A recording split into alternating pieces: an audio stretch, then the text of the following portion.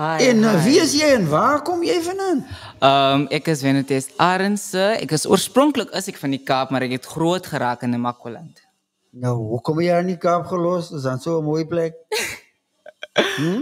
Ek het moes my nou daar gegaan waar die ouers gegaan het. Ek was moes my nog jonk geweest. Okay. En sê weer, wat soek jy nou oor die laaste paar dae hier?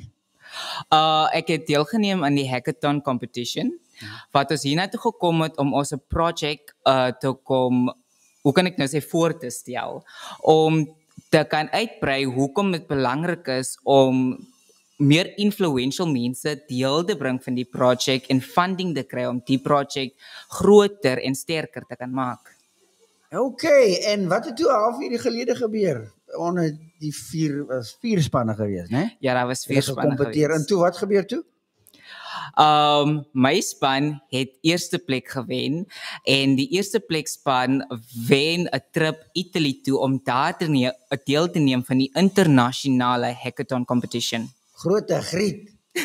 En nou gaan jy sommer Italiaans raak, en Italiaans word. Julle gaan nou 'n bietjie wat se spaghetti en meatballs eet, hè?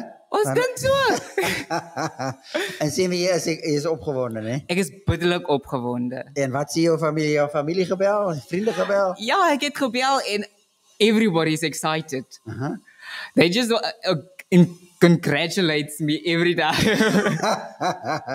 Ja, ons gaan die link gee sodat julle spanne wel weer kan sien. Maar was goed om jou bietjie te leer ken oor hierdie paar dae. Ja, baie dankie. Alle voorspoed vir die pad vorentoe, né? Okay,